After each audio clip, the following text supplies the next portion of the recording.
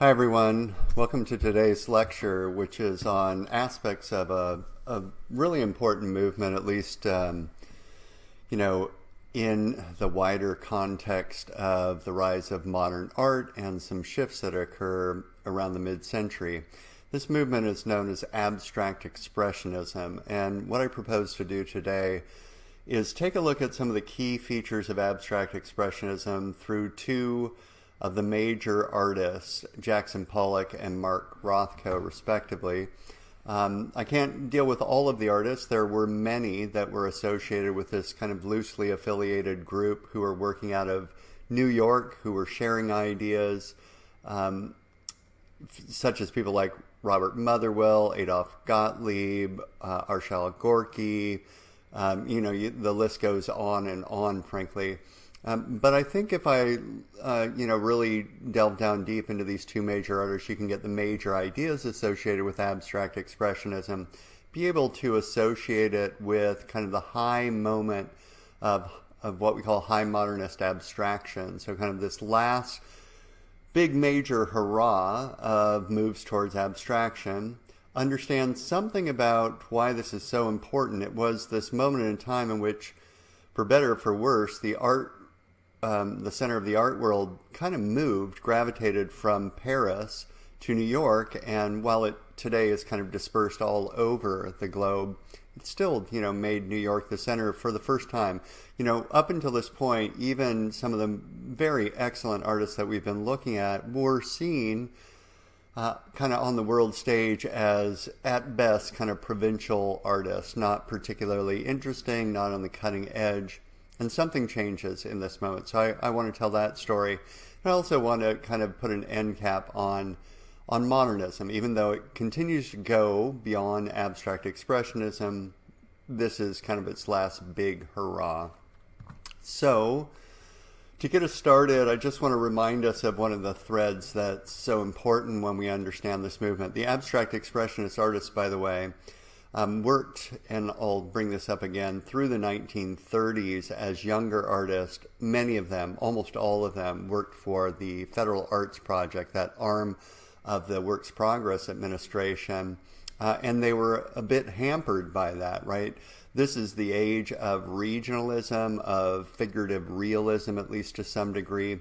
If you were working in the mural painting program, it was expected that you would create works of art that the public could understand. And as young, kind of ambitious artists, I think most of them had their hearts set elsewhere. They wanted to be at the forefront of artistry. They were really curious about modern arts, but the venue in the United States wasn't really the right venue. So something's going to change, as I'm going to bring up, to allow that interest in abstraction that they all harbored but couldn't really foster during the 1930s to emerge. I'm taking us back, though, to this other thread, Modernist Moves towards abstraction, this big idea that, you've worked on in assignments up till this point. And just to remind us of one aspect of that. So you're looking at a Picasso work here, one of his analytic cubist works known as Ma Jolie. This is a work from kind of 1911, 1912, if I remember correctly, in which the artist is, of course, basically analyzing form. He's breaking it down into its component parts. He's fracturing planes to make them exist on the two-dimensional surface of the canvas. Again, I'm not trying to give you all the ins and outs of this or hoping you understand this, but if you've had a course on this before, he's basically trying to, at some level, break down a lot of the old conventions associated with representational painting and assert this new logic of painting that says, here's the essence of painting. I am pigment on a two-dimensional surface. I'm going to create a kind of space, but it's in a space that's not a space you can imagine walking through or an illusionistic space. It's a space that exists just for the eye, and on and on and on. Now, he's of course, got his own goals in his art, as all artists do. They have their intentions, they're striving towards particular projects, and as I hope I've made clear, critics tend to only be focused on the things that they find valuable in works of art. A lot of critics today have changed that around, but up through, let's say, the 1960s, 70s, many critics weren't particularly interested in what the artist was trying to do. What they tended to do is say, here's what great art is, and associate or take components of artists' works and say, here's what's great about this work of art in terms of what I think the fundamental importance of art is generally. And that's certainly a big part of formalist art criticism, which is what supported this. Now you've got on the screen again Clive Bell off to the left and Roger Fry off to the right. These two basically inventors of formalist criticism, or people who took the ideas of Immanuel Kant and really made them understandable for the early 20th century art audience who was interested in abstraction, and gave a rationale for why abstraction was not only art, but really good art. Remember, the argument is that these artists, let's start with this. Art is, according to these two critics, again, formalist art critics, the arrangement of form in such a way as to produce an aesthetic emotion, a kind of emotion you can't get anywhere else. And if that is kind of the main MO of art, its ontology, right, where it starts, then it stands to reason that an artist who is only concerned with the arrangement of form and not so concerned with, let's say, whether something looks like an accurate representation of something else might do this better, right? They might be able to arrange form in a way that produces an even more significant aesthetic emotion in a viewer. But remember, many modern artists, with the sole exception of those who are really, really concerned with just art for art's sake, kind of, art for the aesthetic pleasure that it could give you, and these are few artists like Whistler, later Whistler anyway, and people like Matisse. Many artists liked that idea, that they are interested in an arrangement of form, but they didn't reduce all of their art just down to, I'm arranging form, right? They would say, yeah, that's a component of what I'm up to, but I'm also doing other things. I also have other goals.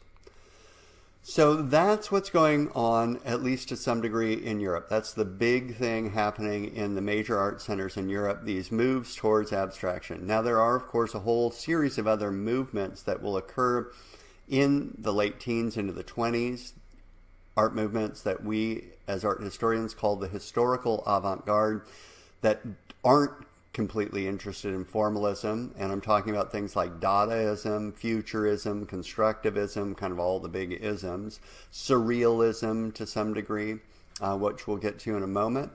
But, by and large, artists of all of those movements were certainly concerned with abstraction in some way.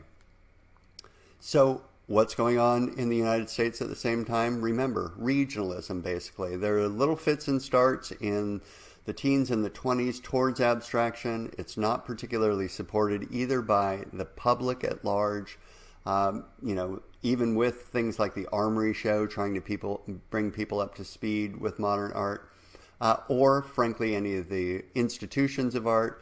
The New York Academy of Design isn't particularly interested. The Pennsylvania Academy to the Arts isn't interested in. Every once in a while, it will show up in the teaching venues.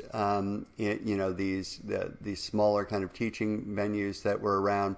But it is not something that even Alfred Barr, who is buying up tons of abstract art from Europe, is willing to support when it comes to American artists for reasons that I went into in a previous lecture. So what changes things, right, as these artists are toiling away?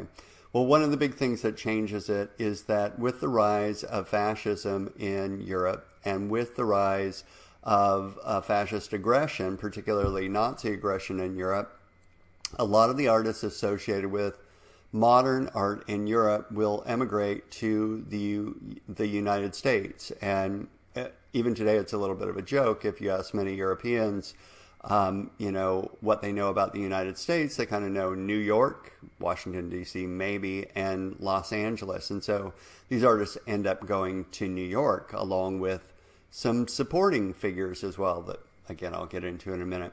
And the reason for that is that just generally speaking, if you're in the midst of a world war, and this world war was not fought on North American soil, it was primarily in Europe and the South Pacific, you're not going to sell a heck of a lot of art, right? There's other things going on. People have other concerns. And especially if the Nazis have it out for you. And that's a big part of this story.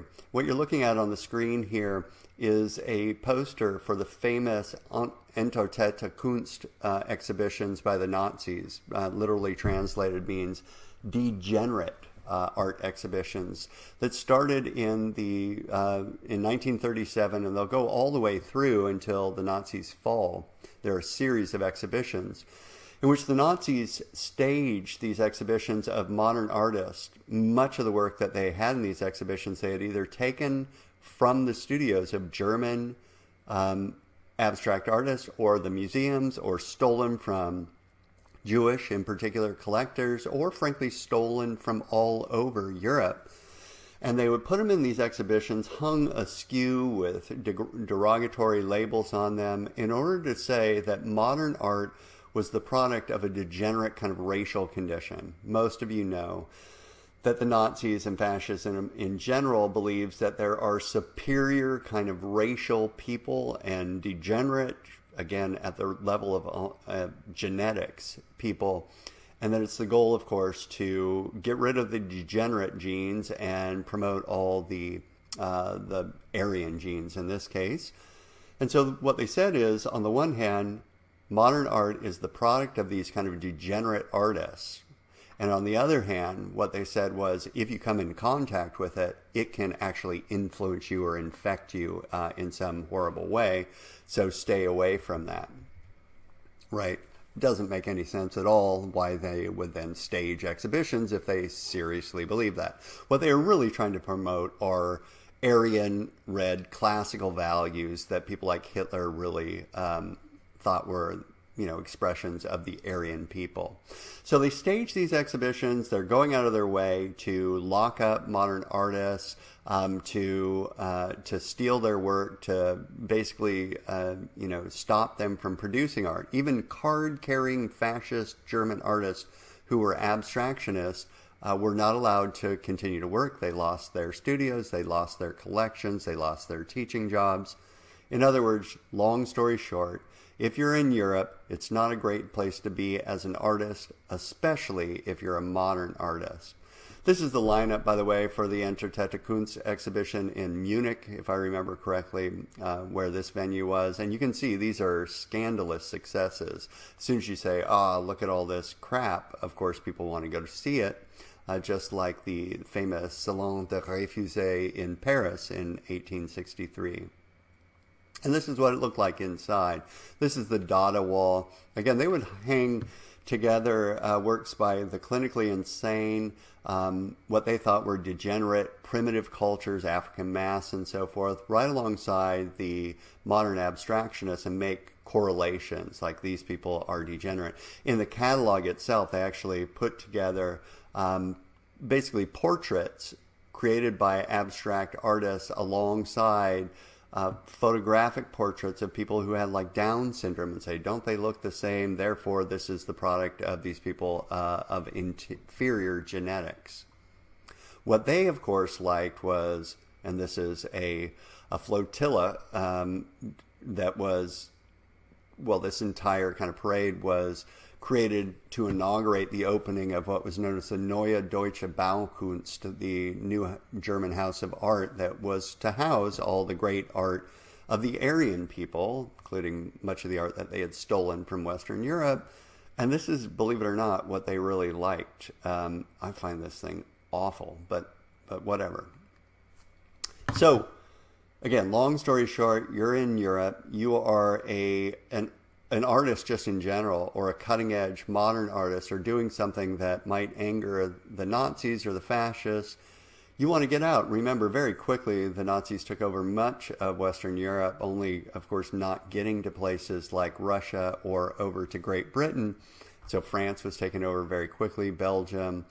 Spain, of course, flipped with Franco to a fascist state. So, a lot of these artists moved out of Europe and they came to the United States and they settled in in Manhattan primarily. So here you're looking at what was at the time, and this is important because these young, yet to become, but will become abstract expressionist artists admired these big up-and-coming movements, or these very kind of cutting-edge movements. This is a photograph of all of the surrealists who were in Manhattan at the time, and right in the center is a name that I'll ask you to remember. This is André Breton. Surrealism, by the way, Dali, by the way, stayed in Spain, but Surrealism is not Salvador Dali as most people think. I'm going to give you a little primer on this in a minute. It was a movement that was established by Breton in order to plumb the unconscious mind. So there's Breton, there's Marcel Duchamp, who you'll see next lecture. This is Max Ernst, and many, many major surrealists here. So Surrealism, again, developed in order to plumb the unconscious mind. I'm going to get to the ins and outs of that in a minute.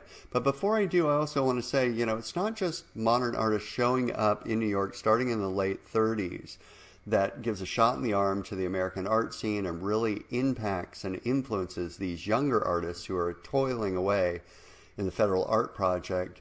Also new venues, new support systems, new institutions develop. And one of the most important is developed by this woman you see sitting on this great chair.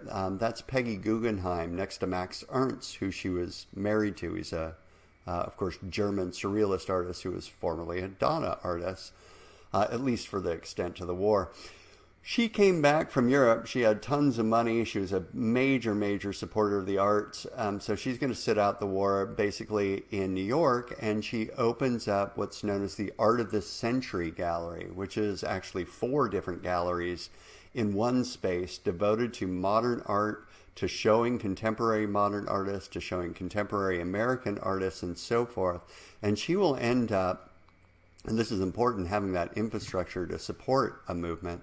She'll end up giving the first one-person shows to a lot of artists who will go on to be very big names, including, you see her here now with her 2 dogs, Jackson Pollock. So here they are standing in front of his famous mural. He got his first one-person show with her. So then, let's talk a little bit about Surrealism, because one of the things that will influence... Here, let me start here. The big fundamental influence, like the overarching influences with World War II, a ton of European modern artists, not just surrealists, show up in New York. Now you have this kind of big melting pot of modern artists that these younger American artists can basically rub shoulders with, so to speak, ask questions of, feel like the tide is turned towards abstraction in the United States, and feel supported both by having all of these other artists around, as well as having this new infrastructure of Peggy Guggenheim's Art of the Century Gallery and other galleries that open up, Betty Parsons Gallery and so forth. But more specifically, what happens along with this is that you have people get really, really interested in Surrealism. Surrealism had already been around. You could find major Surrealist works at the Museum of Modern Art. In 1931, the Julian Levy Gallery opens in Manhattan. This is a very kind of cutting-edge modern gallery that shows Surrealist works of art. By 1935, the Pierre Matisse Gallery is opened up in New York, another major hotspot if you wanted to buy European modernism.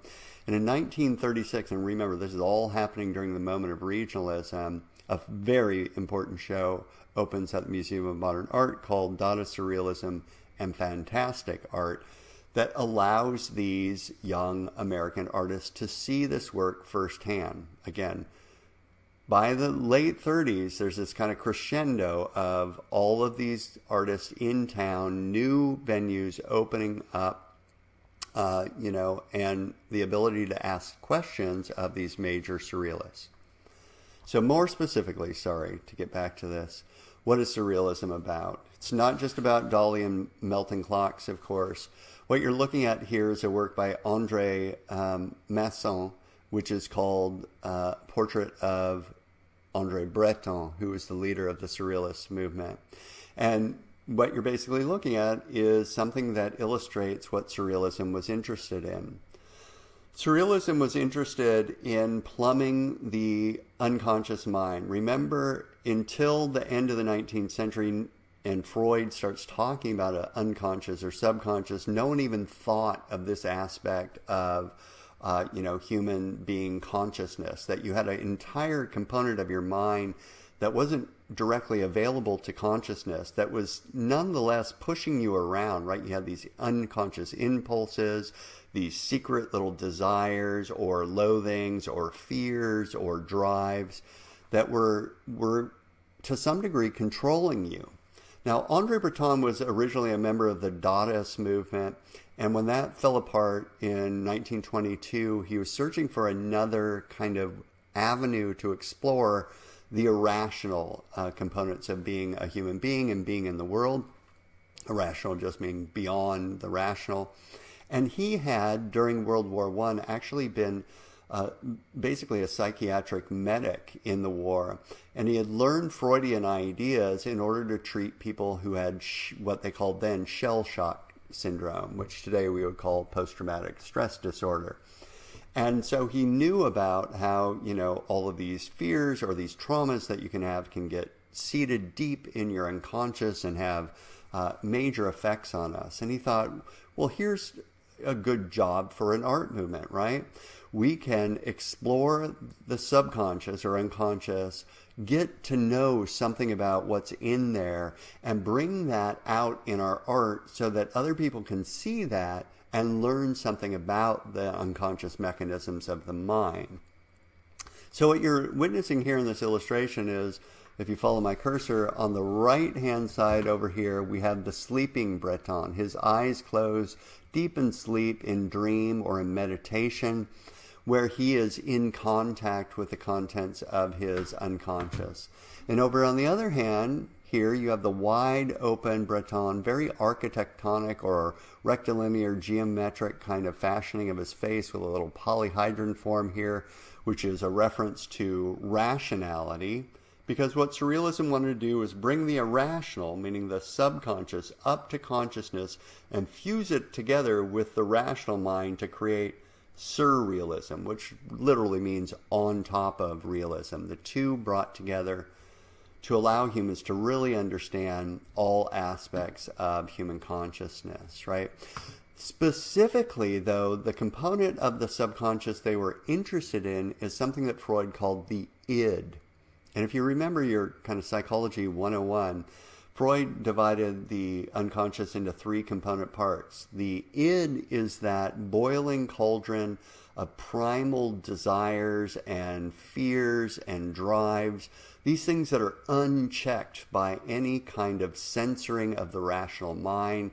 The id is totally controlled by the pleasure principle. It just wants what it wants. It's frankly that component of your subconscious mind. If you ever have some kind of completely irrational thought, right? Something that you're like, oh my God, I can't believe I thought that. Freud would say that's your id talking. And then the other components are the ego, your kind of interior sense of self, and your superego, which is the moralizing voice in your head that's constantly checking things so as to increase pleasure, believe it or not. In any case, then, how do you get to the subconscious? How do you actually get into the mind and understand what's going on there so as to bring it forth towards consciousness?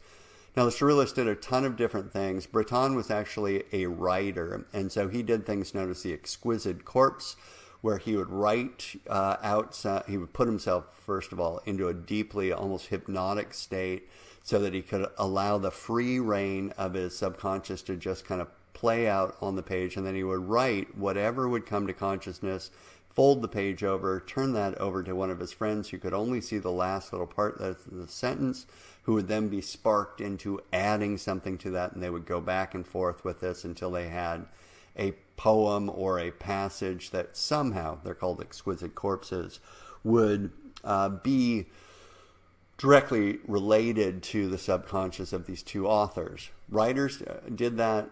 Artists did the same thing just by drawing, doodling, and then folding it over and just leaving a little component for other artists to add on to. They also practiced forms of hypnosis, deep forms of meditation. A couple of them messed around with drugs to some degree, although that was lesser of a big thing to do. But the main one, the one that you really need to know about, is exemplified by what I have up here now. This is another work by André Masson. You don't need to remember, the specifics of this, but it's what's called an automatic drawing, and it's directly related to something I need you to remember because it's a big inspiration for people, especially like Jackson Pollock, but even Mark Rothko, believe it or not, known as psychic automatism. In fact, psychic automatism is the very way that André Breton defined surrealism in his first manifesto of surrealism of 1924, where he says, and I've given you this quote on your lecture guide, surrealism is, quote, pure psychic automatism, by which one intends to express verbally, in writing, or by other method, the real functioning of the mind. Dictation by thought in the absence of any control exercised by reason and beyond any aesthetic or moral preoccupation. What he's basically saying there is that psychic automatism is what will allow you to generate what is in the subconscious completely irrational, right? It's not ruled by logic. It's not ruled by reason. It's ruled by the pleasure principle. It has its own logic. It's a little bit like, I think we can all get there pretty quickly, when you have a dream, and in that dream, it's like random things are going right and left, happening all at once. I have these dreams all the time where when I try to relate them to someone else, you realize you're trying to turn them into a narrative that was not what the dream was like at all. You're trying to rationalize it. So you say something like, this is my favorite. We were at your house, but it wasn't really your house because it was a castle, but it was clearly your house. And actually, you weren't you. You looked like so-and-so, but I knew it was you. That kind of thing that happens in dreams. The point is that the subconscious is not ruled by rationality. It's completely irrational. It has its own logic that is not something that the conscious mind can really entirely make sense of. And so in order to release it, in order to make it evident, you have to let it reign. You have to let it control you. And the way to do that is through psychic automatism. It's a little bit like Freudian free association, where you've probably all seen the stereotype. Freud says, get on the couch, relax yourself, now tell me about, anything that comes up for you. And you just kind of talk until something shows up that, you put your finger on and say, wait a minute, why do you keep bringing up this? What is this all about? That's psychic automatism. The drawing or painting equivalent of psychic automatism is automatic drawing. So here in André Masson's automatic drawing, what he's done is he's put himself into a very deeply relaxed state, and then he's just taken out his pen and he's just started allowing himself to doodle whatever shows up. He's not thinking, oh, that looks like this, let me turn it into that. He's trying not to think at all. He's trying just to let his hand do whatever it wants to do, thinking that, and this is key, that whatever's showing up there on the page is equivalent to what is in his mind, that there's some direct correlation between the subconscious and this drawing. And the only way there's going to be that direct correlation is if he doesn't control it, if he just allows it to come out on the page. Now, after it's on the page, you can go back through this and say, oh, we've got some things in here. This looks a little bit like a horse. This over here looks like a rabbit or something. These look like buildings. And you can do some work kind of looking at it and thinking, what does this all mean?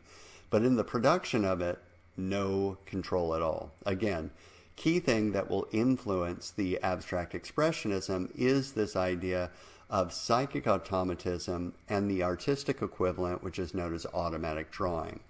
And here's another one. Right, it's not surprising probably to most of you. Most of these surrealists were young men. So they plumb, their subconscious. You're going to get a lot of erotic imagery, breasts kind of everywhere, things that look like pelvises everywhere, and so forth. This is another automatic drawing by André Masson. Or a full-scale painting called Ariadne's Thread here. I just want to spend a little bit of time with and say, so they do these drawings as practice sessions in a way, and then they do these full-fledged paintings. This is what's known as abstract surrealism, with the same principles in mind. For this one, the red field that you see in the so-called background here is actually a slightly modulated field where he affixed sand to it and painted in slightly different variations of this kind of brick red so that the eye couldn't really focus on one plane at once. It looks a little bit like a cloud or a fog. And then he just stared at it for hours until he was in such a deeply relaxed state that he felt like he could allow his hand to start painting without controlling it. And what he came up with, if you stare at this for a while, this looks like a head, and then over here is a shoulder with an underarm here, and then you see a thumb and a breast and another underarm here. In other words, two people, on their way to making babies or something like that, right? So we've got something erotic again here. And then up here you see something that looks like, an animal shape with maybe an eye in here, and then this strange red shape that circles around as if it's receding into space. Now the general way that this is read is that these are the products of his subconscious mind, and that when he gets done, he titles this Ariadne's thread, because this was something that was emblematic of Surrealism. Ariadne, remember her from van der Linde's painting, is the brains behind the Theseus and the Minotaur story from Greek mythology. And mythology was very important to these artists, as it will be to the abstract expressionists, primarily because Freud said that mythology is actually the way we build narratives that help us understand basic, profound human desires and drives, right? So you tell a story in order to say, I've got this deep-seated anxiety or drive or aspiration. Here's a story that's like a big, long parable to help me make sense of that. In the story of Theseus and the Minotaur, of course, the Minotaur is a half man, half beast.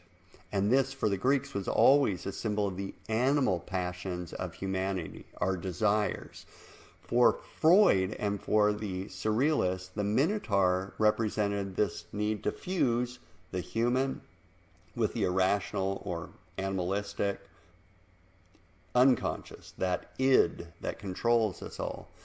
And of course, Ariadne is the one who supplies the string. This thing seems slightly reminiscent of that string that allows Theseus to navigate the labyrinth, that maze underneath the Palace at Knossos, in order to get in and get out of that maze. The maze becomes an emblem for the subconscious mind, right? It's like a maze. It's got all its twists and turns. You really have to go in and explore it, but you need something to guide you. Anyway, deep reading of that. Now on to the artist, but let me take a brief pause here.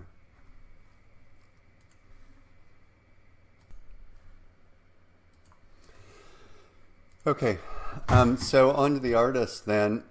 Again, remember there are many more artists associated with abstract expressionists than the two examples that I'm going to give you. But the two examples I'm giving you, Jackson Pollock and Mark Rothko, are major players, and both represent slightly different versions of abstract expressionism. I'll get to that in a moment. Jackson Pollock, you'll read about him a little bit in your textbook. Had a long history of art schooling. He was a part of the Art Students League in New York for a while. This is a major part of his training, where he actually studied under Thomas Hart Benton.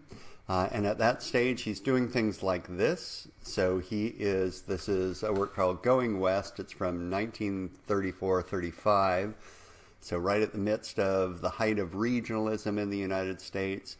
Jackson Pollock, like all of these people, is working for the Federal Arts Project. He didn't actually work for the mural painting project. He had the better gig. He worked in the easel painting project, where they'd give you a nominal weekly wage to just kind of work away in your studio. But in any case, he's doing things now that look like he's caught in between trying to be figurative and trying to do things about the old Wild West and something that looks abstract. And he kind of does this all the way through the mid-30s until these European artists start showing up in town. And right at the same time that this happens, he begins to go to a Jungian psychiatrist in order to treat some ailments that he had. Now, we're not entirely sure what they were. He may have just been a raging alcoholic. That was for sure the case throughout his life.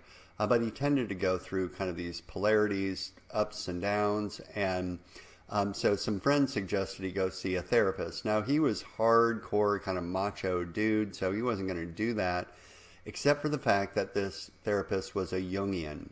And Carl Jung, who was, of course, a protege of Freud, who took Freudian ideas in a slightly different direction, was something that a lot of American artists at this time, were really, really interested in. And the reason for this is twofold. First of all, Carl Jung talks about art all the time as a manifestation of the societies that produced it. But also Carl Jung was talking about not just the individual unconscious of one human being. He talked about what he called the collective unconscious. And this was quite appealing to the abstract expressionists. So stick with me here. This, by the way, is a drawing by Jackson Pollock that he produced for his therapist. His therapist couldn't get him to talk a lot, so he said, what if you practice basically these forms of psychic automatism, or at least that's the way we take these, and you produce these drawings, and then you bring them in, and if we believe that these are like the products of your subconscious, then we can talk about them.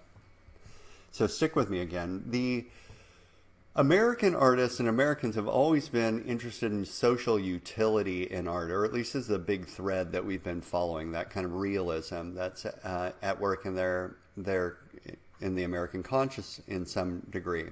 So when they heard about what the Surrealists were up to, one of the common kinds of criticisms of Surrealism was, well, okay, that's a cool idea, and they're producing kind of interesting works of art, but if these works of art are basically the products of each artist's individual, unconscious or subconscious, what's the social utility of that? In other words, it might be a curiosity to you, and you read about this when you're reading Thomas Craven's critique of modernism. It might be a curiosity to find out what baggage someone has or what's like in their subconscious, and you can look at that and say, wow, isn't Bob weird or something like that. But it doesn't clearly have a wider application to society, right? It seems to be located in the individual. And remember, that was always the big critique of abstraction anyway. Modernism was too much about these idiosyncratic artists just doing stuff for their own personal individual interests that don't tie together different units of society in any real way. So that was really on the minds of these abstract expressionists. Jung, however, provides an alternative to that. Jung has this idea that, yeah, we all have our individual subconscious or unconscious, but beyond that, a component of our psyche is also collective, meaning some component of our mind has inherited or is structured in such a way that it contains or is a repository of some of the most deeply, profoundly, basically human kind of drives and fears and ways of understanding the world that we have inherited since the first human beings. Again, I'm going to take you through this a different way. Jung posited the idea of a collective unconscious based upon his study of world religions in particular, where he kept coming across one religion or spiritual tradition after another with very, very similar narratives, right? Very, very similar stories, even similar symbols. And basically the parable of a lot of these religions happened to be about kind of the same thing. Even if the character names were different, they were all about like the same root issues. That's the way he thought of them. So for instance would be, you would take Christianity and you'd say, the sacrifice of Christ on the cross means this. And then you go to another culture that didn't have any contact, as far as we know, with Western Europe, often South America, and they've got someone who sacrifices themselves in order to, let's say, overcome death. And you think, wow, how come the same basic story is being told in different parts of the world that have had zero human contact, right? As far as we know.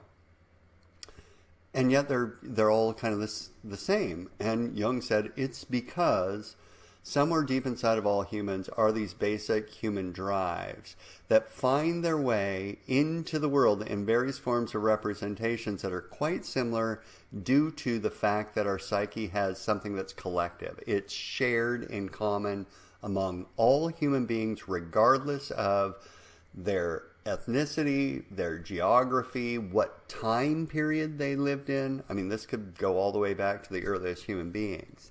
That was his argument, right? And a lot of people bought it. A lot of people are like, this is really interesting. We don't know how to explain it, but, it's quite compelling. And again, if you've done any studying of world religions, you'll know there's a lot of similarities among these. That, again, these cultures, as far as we know, never came in contact. So what's going on there? These American artists love this idea because if the collective unconscious is something that we all share in common, then at root it's universal, that it's a repository or a component of the human mind that contains elements that we all have in common. And therefore, follow me here, if we use something like psychic automatism to tap now not the individual conscious, but the collective unconscious, and we're able to bring forth components of the collective unconscious, then we will have access to something that is universal. That if I create a work of art that's about and is a direct imprint of that collective unconscious, then when other people look at it, it will allow them access to the collective unconscious. And because, again, the collective unconscious is filled with these profoundly, importantly, deeply human drives and needs and desires and fears and anxieties and so forth, this can be socially useful. This is what then happens. A major thing that gets adopted by the abstract expressionists is they take psychic automatism and things like automatic drawing, but instead of trying to tap into the individual unconscious, they try to tap into what they think of as the collective unconscious, because that's universal and it's socially useful. So again, here's Pollock learning Jungianism, both through his friends in the art world, John Graham, who's an artist and a friend with all of these abstract expressionists, was an expert on Jung, as well as it just being in the air. And then in Pollock's case, he had a Jungian psychiatrist that he was visiting for a couple of years and really getting into depth on these ideas. So here's one. And then before we go any further, let me just put this out here, and of course this will be on your images for the lecture, so you can always return to this.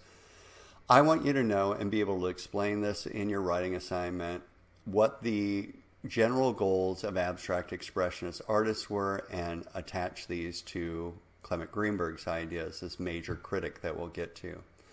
So number one, again, these are general goals. If we were to go into 3 or 4 lectures on abstract expressionism, we would make these more specific to each individual artist, but they're absolutely applicable as wide goals. Number one, they wanted their work to contain profound human content, things that were full of a lot of gravitas, right? Kind of like if we were to go back to the Grand Manner and say, it's got to be a really important subject. They wanted an important subject that was useful to human beings. So one way to get to that content, a big way, was Jungian collective unconscious, which we've just gone into since it's universal. And in a moment, I'll get into something that shows up in a lot of their work, which is Jungian ideas about mythic archetypes, these types of what he calls psychic objects in the mind through which we see the world. But I'll come back to that in a moment. Other ways to get at this are through mythology or world religions. Almost all of the abstract expressionists go through a stage where they're deeply interested in various world religions or mythologies. That's what we call them today. But of course, these mythologies were people's religion at some point. Or just basically fundamental issues that confront us all. So deep, profound emotional states things like, the fact that we're all, finite beings, that we're going to die sometime, the drive to procreate, whatever it might be. So profound human content, their work will oftentimes seek to be about that, be intentionally interested in providing that for their viewer. Number two, big one for modern artists, and something we've gone into a number of times here, they are going to think that profound human content, because they're interested in modernism, right? Modernist ideas, needs to be communicated or evoked or expressed, right? That's why they call them the Expressionists, through the universal language of form, right? So remember, a big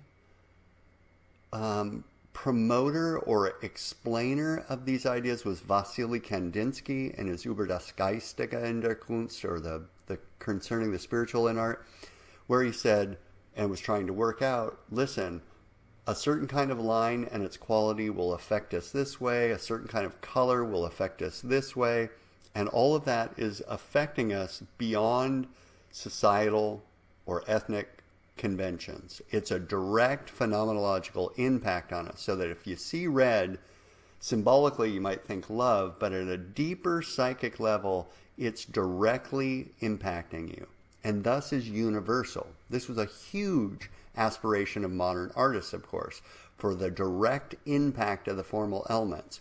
Remember, if modern art is reducing each discipline, and in this case painting, down to its essence, the next question is, what does that essence, what can it do? And people like Kandinsky and many other modern artists are saying, well, reduce art down to its basic building blocks, like color, line, shape, texture, space, composition, and so forth, and we will communicate whatever message we want to communicate directly through the impact of or effect of the quality of those formal or visual elements. Finally, number three, which is closely related to number two, is, they want, as modernists, to follow the logic or essential nature of their medium. And in this case, we're looking at just painters. So they want to essentialize their painting, use that universal language of form in order to provide content. And that's key, right? It's going to reduce painting down to its basic building blocks, which keeps getting further and further away from representational art.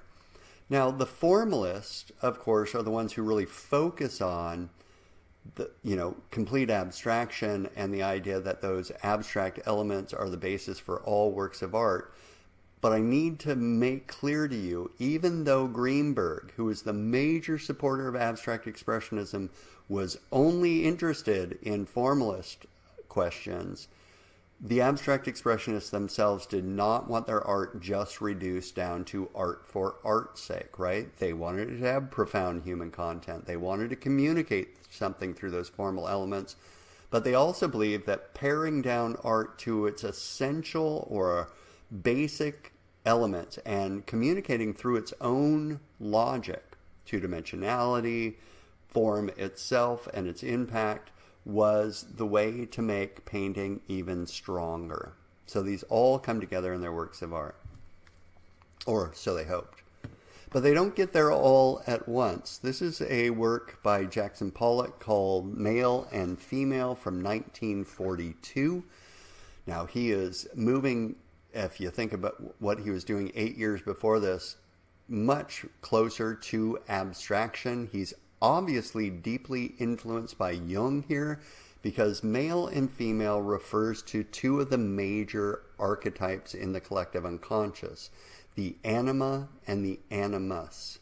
The anima, well, to put it really bluntly, is the way that men see women. And it's through a filtering device in the collective unconscious where we have, let's say, learn to understand. That's not right. Let me put it a different way. It's not about learning. It's already there in our minds. We observe and make sense of or perceive women through this basically kind of lens called the anima. And that determines the way that we see them according to Jung. Whereas vice versa, the anima is the way that women see men and so forth. basically what it's saying is that there's this component of the psyche that predetermines or nudges us in the direction of understanding each sex in a particular way.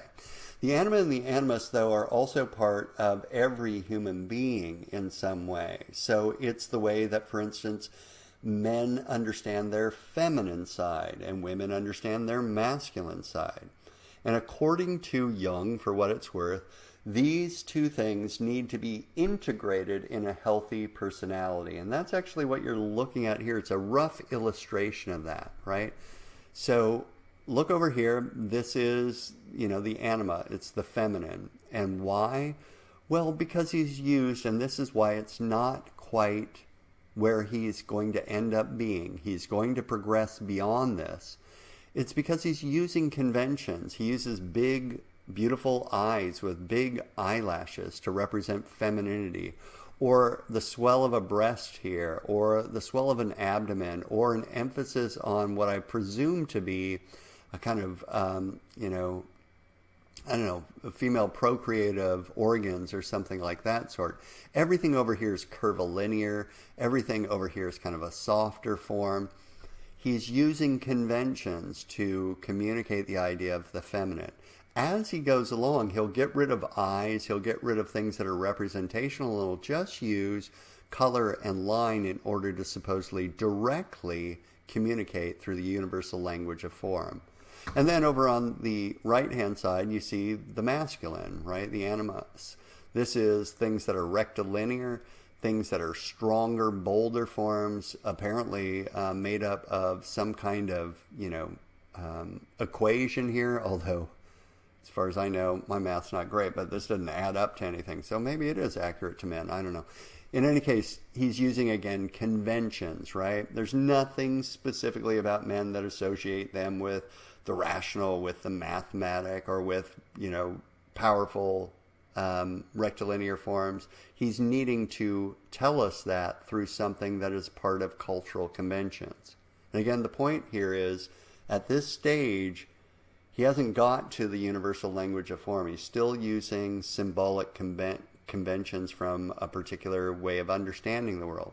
And then in the middle are diamonds, which, frankly, Jung points out over and again in his reading of world cultures, are symbols of integration.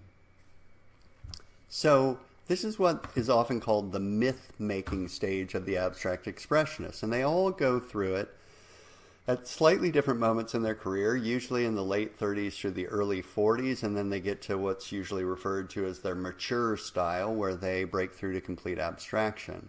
So here is another myth-making stage, Jackson Pollock, called Guardians of the Secret.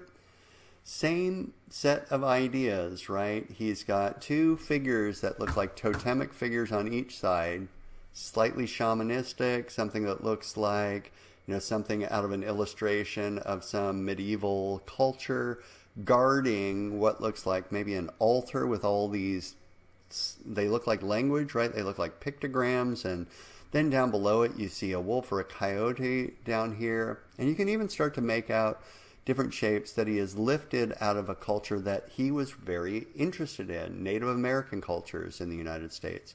Jackson Pollock liked to tell stories about growing up in Cody, Wyoming, and witnessing Navajo sand paintings in action and so forth. We don't know for sure if he did see any of this stuff firsthand. We do know that he and his brothers bought every single installment of the Bureau of Indian Affairs reports by the federal government and went through those in detail. They're very, very interested in these early, what they would have thought of as tribal or primitive cultures, in the same way that modern artists in Europe were interested in African masks, right? And so up here, if you follow my cursor, this thing right here looks suspiciously like a Northwest Coast Sonequa figure. And Sonequa, associated with the potlatch ceremonies in plenty, is also kind of like the old woman of the woods that you scare your kids into eating their vegetables with. Like, if you don't eat your vegetables, Sonequa is coming to get you. So he's putting all these things together. In fact, the coyote in the bottom is probably another nod to Native American cultures who treat the coyote as a trickster figure, as a figure who has access to both the spiritual ephemeral realms and the natural everyday realms. In any case, it seems symbolic of something else. It's absolutely interested in this idea of collective mythology, and just has this feeling of, I'm trying to tell you something about the importance of these ritualistic aspects of being a human. But again, it's still using some representation, some conventions, and he's going to keep progressing towards greater degrees of abstraction. One last one, just so you know, Pasiphae, right? Influenced once again by mythology. Pasiphae is the woman who gives birth to the Minotaur. So then something happens, almost literally. I love this photograph because, here's the untold hero in the story to me. His wife, Lee Krasner, who was also an exceptional abstract expressionist artist and someone who took courses with Hans Hofmann, who was a major European artist who was also in New York at the time teaching his own ideas of abstraction. Hans Hofmann had hung out with Vasily Kandinsky, knew these ideas inside and out. So did Lee Krasner. She puts her career on hold because Jackson Pollock's drinking way too much. And between Lee Krasner and Peggy Guggenheim, who gives him a stipend to move onto Long Island and basically get himself out of the city, take himself away from all of these pitfalls of drinking too much and just focus on his art, they basically point him in the right direction and support him so that he can do this work that ends up becoming understood at this time, whether you like it or not, as the most important work being produced in the middle of the 1940s by an American artist. And what I mean by that is Jackson Pollock goes completely abstract. This is one of the works that is a pretty good example of his work from the kind of mid to late 40s. It's called Number One from 1948. It is created, and these are huge works more often than not. It's created by him lying the canvas on the ground, oftentimes completely unprimed, and walking around the canvas in a semi kind of trance-like state and dripping and flinging and pouring paint on the canvas so as to produce his paintings. Now you got to stick with me here because at this point, while most of the way that this was supported by Clement Greenberg would associate this just with art for art's sake, over and over again, Jackson Pollock would insist that what he was doing was no different than what he had been doing before with figurative forms. He had just taken out representation or figuration entirely and was working completely abstractly in order to imprint directly the subconscious on the canvas, even more particularly Jungian collective unconscious ideas or content. Or another way to put this is, at this stage, he's practicing basically psychic automatism or automatic drawing, putting himself into this relaxed state, trying to come in contact with the collective unconscious, and then pouring and dripping the paint onto the canvas. And here's what's key: believing that those abstract shapes and forms and textures and colors and their relationship can communicate the same content as a conventional form, that they are a universal language of form, that when I look at these will have the same kind of content as a figurative form, even if I can't put it quite into words. So, just a quote by Pollock, who said, "My painting does not come from the easel. I hardly ever stretch my canvas before painting. I prefer to tack the unstretched canvas to the hard wall or floor. I need the resistance of a hard surface. On the floor, I feel nearer, more a part of the painting, since this way I can walk around it, work from the four sides, and literally be in the painting." This is akin to the Navajo sand painters of the West. When he says he wants to be in the painting, this is a typical expressionist idea that we've talked about before, but I really want to put this out here again. Expressionism believes that there's something so powerful or so important in the artist that needs to get out, that in the moment of creation they imprint that on their medium, on, in this case, their painting, right? They're so full of an idea that it needs to get out, and it finds its way directly onto the canvas as if he's in the painting. It's one of the reasons, for instance, we call paintings by their artists. Oh, that's a Pollock. That's a Rothko. That's an O'Keeffe. It's one of the reasons that we protect paintings in peculiar ways, in ways that we don't think about other forms of art being protected, as if the artist persona is imprinted in the work itself. And that's a very expressionist idea. Here we have the artist's attachment to the collective unconscious supposedly imprinted in the work. Now he says it's akin to the Indian sand painters because they hover over their sand paintings and pour the sand out of their hands, but that's about as far as it goes. Navajo sand painting is very much about creating already pre-existing designs in very particular ways. Then Pollock goes on to say, when I'm in my painting, I have no fears about making changes, destroying the image, etc., because the painting has a life of its own. When I lose contact with the painting, the result is a mess. Otherwise, there is pure harmony, easy give and take, and the painting comes out well. By which he means he's not thinking anymore. The painting has a life of its own. He is moving with that. Here are some examples of this, and you'll see a little clip in your Canvas page that you can also look at if you want to see this in action. Now, I'm not going to go into this in this class because I don't want to overwhelm you, but there was an early critic, Harold Rosenberg, who ended up working for the New Yorker later on, who was the first to write seriously about the abstract expressionists, and he really focused on the process of creation. He was an existentialist, and he believed that in the process of creating, the artists were kind of remaking themselves. He wrote an essay called The American Action Painters in 1952, in which he said, at a certain moment, the canvas began to appear to one American painter after another as an arena in which to act, rather than a space in which to reproduce, redesign, analyze, or express an object, actual or imagine. What was to go on the canvas was not a picture, but an event. Now, there's a lot to that we could pick up if we had a longer class, but I just wanted you to know it's there. The more important critic for this, for making sense of and proffering to the public a rationale for why this was not only good art, but the most advanced art of the age was, and I'll come back to that in a minute, Clement Greenberg. Clement Greenberg hung out with these artists. Clement Greenberg had talked to Hans Hofmann quite a bit. He knew modernist ideas inside and out. He had read enough of Kant to be a little bit dangerous with his ideas without being basically constrained by some of the deeper logic of Kant. And then he was a formalist art critic who wanted to support these artists. So here you see him sitting in the Cedar Tavern, which was a place that they all hung out in Manhattan. He is man right here, alongside of Jackson Pollock over on the far right, Helen Frankenthaler, who was a abstract expressionist artist who was dating Clement Greenberg at the time, and then Lee Krasner here in the foreground. Now, Clement Greenberg, being a formalist, made this argument, and this is, I'm going to give you the basics of these, but really look at that article and get the other kind of nuances of it.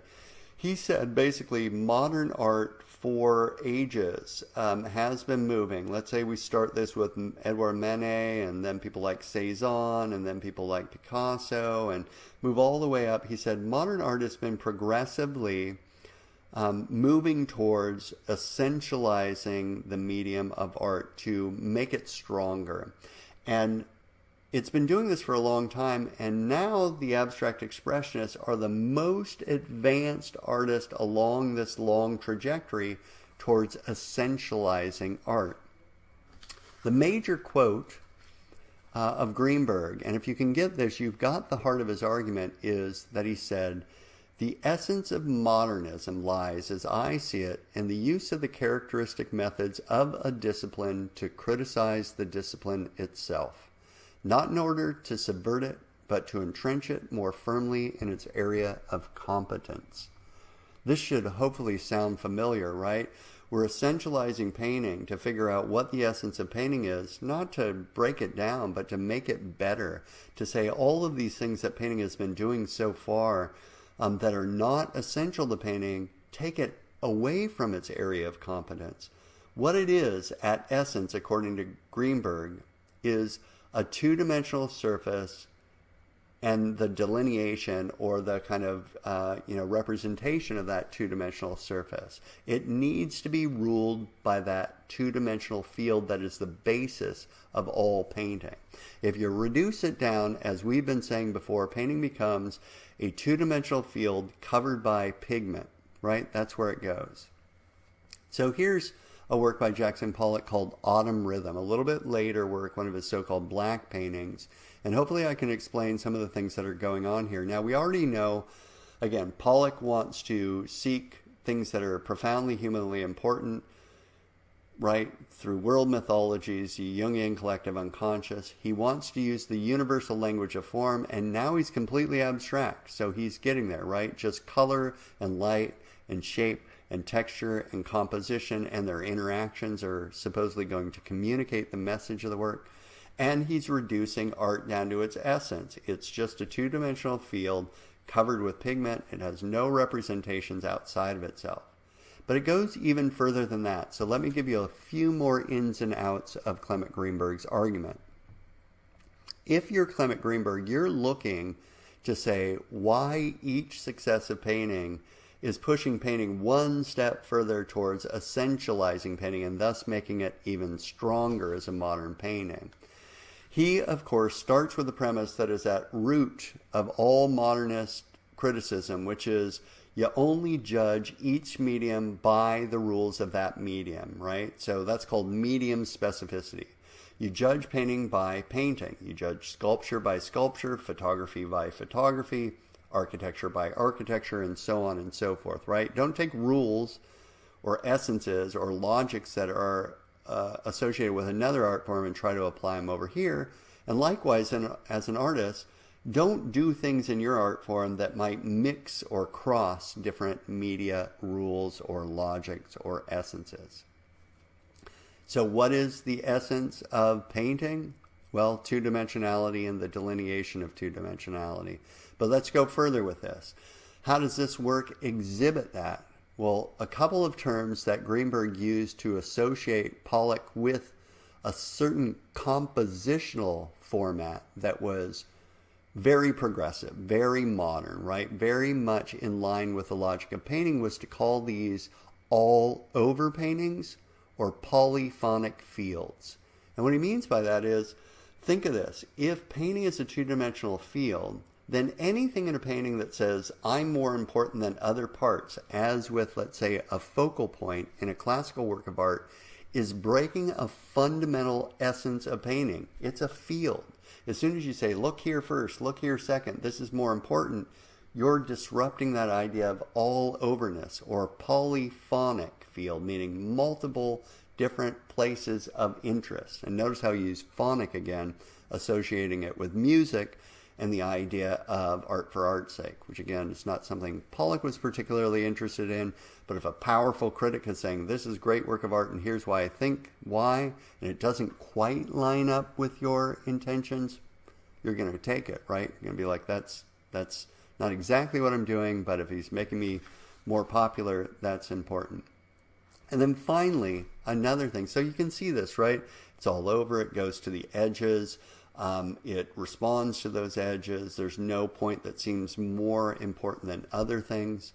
But another thing that is a part of the essentializing components of modern art is to say that and this is true, if you look at a Jackson Pollock in real life, it creates its own space. This isn't a space you can imagine really being in, right? It's instead a kind of space that exists only for the eye through the play of different values against one another, different light and darknesses against each other, different textures against one another. It's what Clement Greenberg called optical space. And optical space is okay because optical space only appears for the eye. It's not associated with the three-dimensional illusionistic space that we all could imagine living in.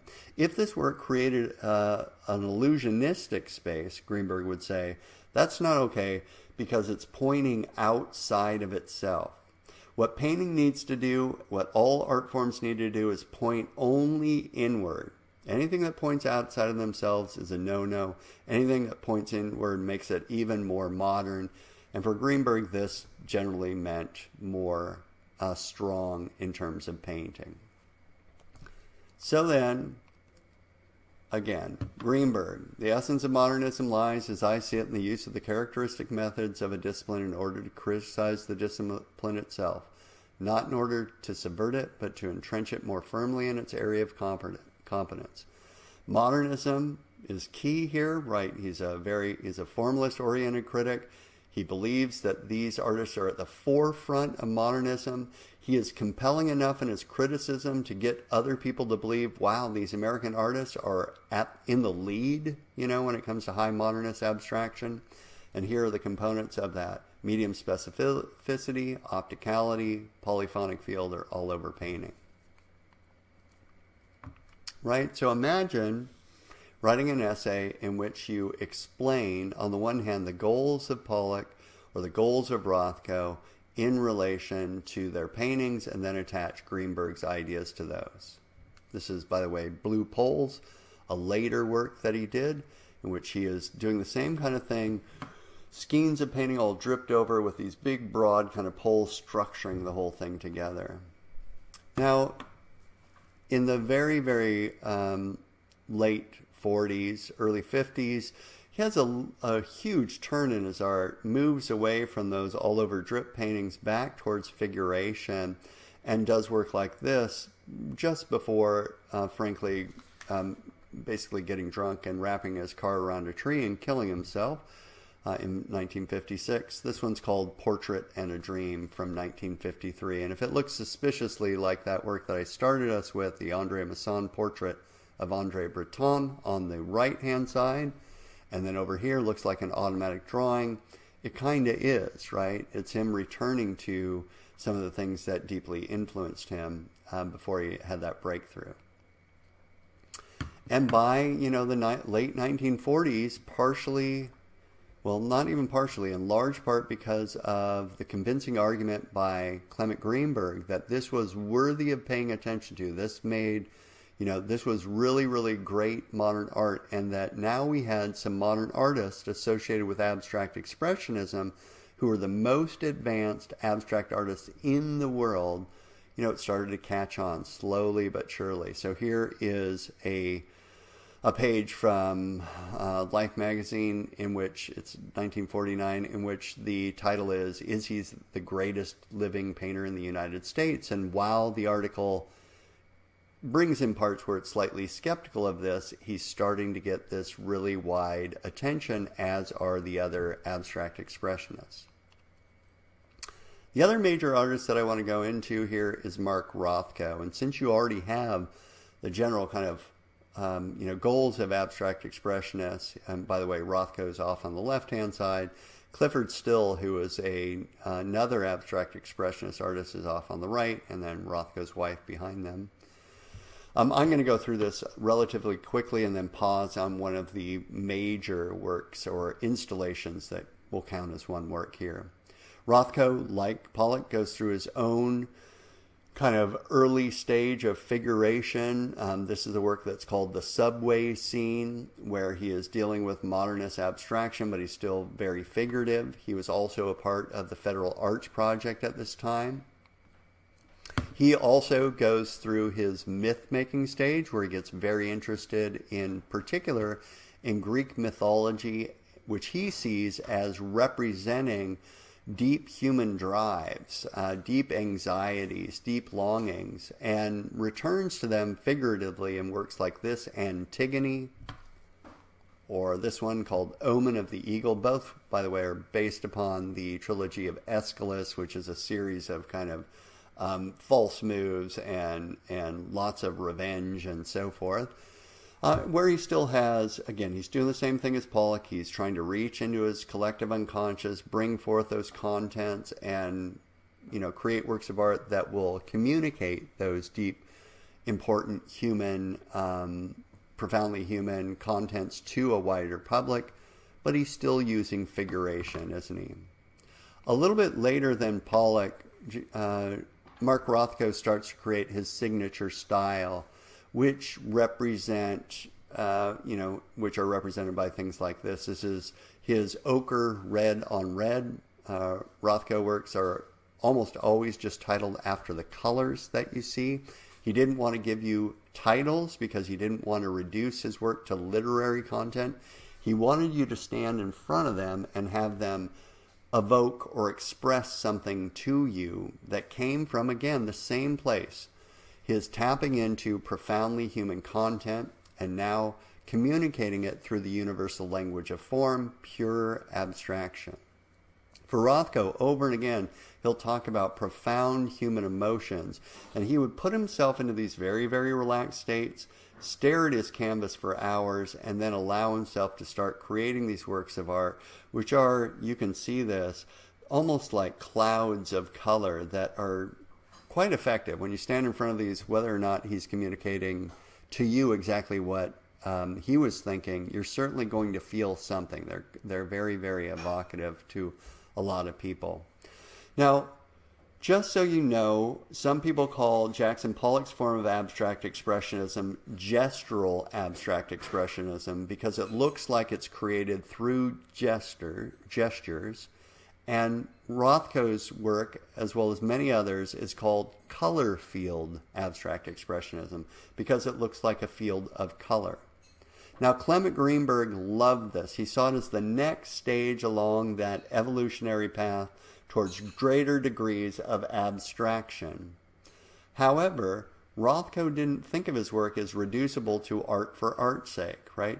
For Clement Greenberg, there's not even one color overlapping another, no texture at all. In fact, the canvas is stained. It is just directly one color, flat as it can be, stained into the canvas, so one step further. And you can see the very composition itself takes its kind of form from the compositional format of the rectilinear field. You can think of this as basically almost like a polyphonic field again. Sometimes the yellow asserts itself. Sometimes the red asserts itself. Sometimes the red looks in front of the yellow. Other times the yellow looks like it is hovering in front of the red and vice versa. So it's doing all of these optical plays. Or another one here, this is green, red on orange. He gets to his style a little bit later than Pollock in the early 50s, this kind of mature style. The one I want to spend a lot of time with is this one, because I think it can put a nice end cap on what the abstract expressionists were up to. This is the exterior of a space known as the Rothko Chapel, or the Institute of Religion and Human Development. It is an actual functioning chapel, and yes, on the exterior of this, they also have one of Barnett Newman's broken obelisks. It's a octagonal space based upon central plan churches in Europe. The earliest kind of synagogues and Christian churches were actually these central plans before they turn into these cruciform plans. And he wanted this to be a space that you could come into and really meditate on some of the most important, profound things that human beings have to deal with. He worked on this for years. His immediate influence on this was a trip to Italy, where he went to a number of cathedrals, and one really impacted him. It's the Santa Maria Assunta in Torcello, Italy. But many chapels have this same kind of iconography or setup, where what you see when you look at the altar wall, which is what you're looking at here, is a half-dome space with a Virgin Mary presenting the Christ child above that altar in which all kinds of rituals take place. For Christians, this symbolism is very closely attached to Christianity. It represents the promise that Jesus Christ brings to all humanity by being born so as to grow, teach, and then sacrifice himself for the original sin of mankind. Its symbolism is very then conventional. If you know the religion, in and out, you know what this symbolism is. Here's the mother of Christ presenting him to you. Here's the promise of everlasting heaven. Even the dome space here is symbolic of the dome of heaven. The blue is symbolic of Mary in heaven. The gold is symbolic of everlasting life because gold does not tarnish. But those are all conventions, aren't they? As is for someone like Rothko, religion itself, right? Religion allows us to deal with profound human issues. In this case, the fact that we're all going to die, right? The fact that you're all finite beings. For Rothko, that's one of the reasons for religion. It helps us to deal with that existential terror that we're not always going to be alive. The other thing that happens, though, in these chapels and churches is this is like the promise. This is right above the altar. When you turn around to leave, your entrance/exit wall oftentimes will have a representation of the Last Judgment. This is almost the opposite. The Last Judgment is something that says at the end of all time, all life is going to be wiped away. This is Christian, narrative by the four horsemen of the apocalypse, and Jesus will come back to weigh, your souls to determine whether you get to go up into heaven or you're cast into an eternal hell. And it's all about, first of all, it's all about the stick part, right? This is the thing that you got to watch out for. It's coming. It's right around the corner, so you better be a good Christian. But it's also about the fact of death, right? Here's death. Here's the end of time. One side says, here's the way to overcome that or transcend it. And the other side says, nope, death is always imminent. So think of this. Rothko's looking at this and he's saying, wow, I see this over and over again. I don't just see it in Christianity. It's in a lot of religions in which something acknowledges that you're all finite human beings. We are all going to die. And another part of that religion says, but if you do this, you can transcend death and, go into the everlasting bliss of heaven. Rothko then says, Christianity then is just one way of dealing with this basic human issue of we know we're going to die, it's imminent, it's around us all the time, and yet we long for transcendence. And he calls this imminence, the imminence of death, and transcendence, the transcendence of our own material limitations of life on earth. And he says that's the root of these stories. So instead of then representing them according to Christian symbolism or Christian narratives or any other convention, he says, I want to put the viewer into a space in which they will come into contact directly with this profound kind of binary bind that we're caught into where we long for transcendence because we understand the imminence of our own death. Because you could say it's not just, for instance, Christianity saying here you go to heaven.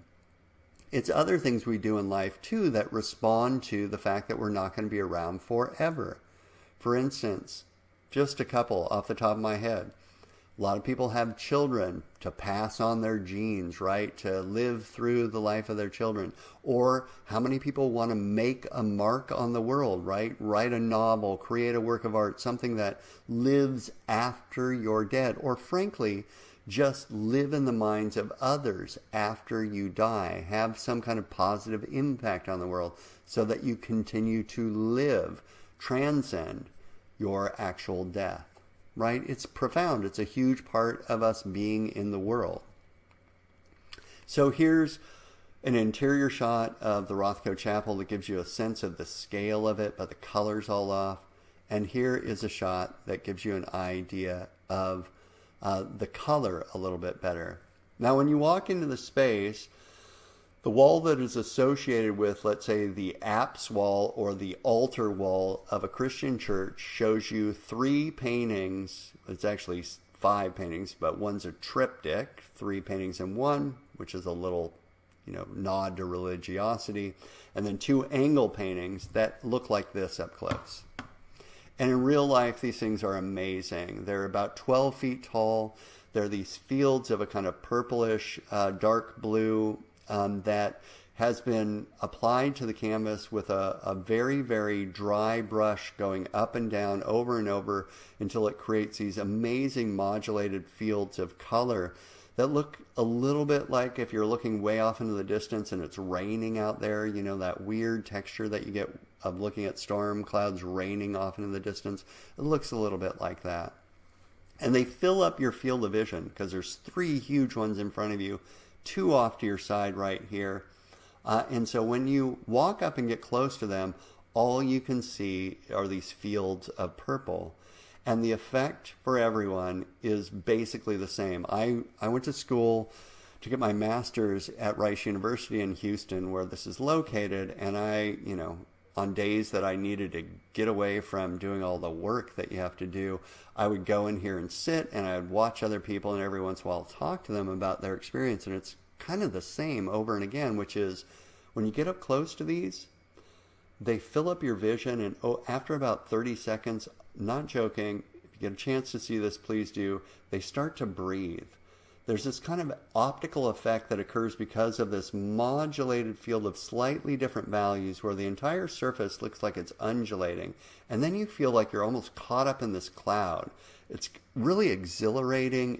It makes you feel kind of weightless, like you're transcendent, right? Like you're being lifted out of your material existence. And I'm not a religious person, so this kind of broad idea of spirituality is what he's after, feeling like I'm part of the all. I'm part of more than just this one individual here. Like you're caught up in the sublime, so to speak, which is something he talked about a lot. But while you're looking at this, on the side walls, just at the very outskirts of your peripheral vision, if you turn your head at all, you will see these other kinds of paintings, and they kind of nag at you. They're always there, and so after a while of this great experience, you want to go look at those. And they look like this. They're about the opposite, right? They are these obdurate, impenetrable, kind of big black spaces that just have enough of that modulation that you want to feel like you could be kind of caught up in them, but they don't do it. They seem somber. They seem heavy. They seem, frankly, like death, right? Or like you're right here and there's no window into anything beyond this. This is what it is. And they're on the side walls, and they're also on the exit wall itself. So on your way out, it's like, that Last Judgment scene.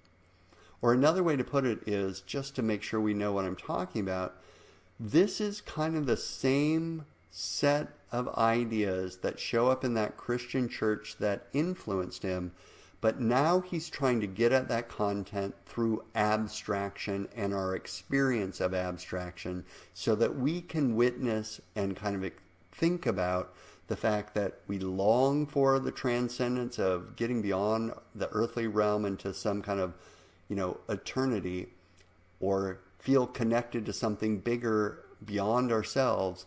Whereas on the other hand, we of course know with certainty that we are just this body in this space at this time, and eventually we're not going to be around. But he wants to get at it through the logic of abstraction. Profound human content, absolutely.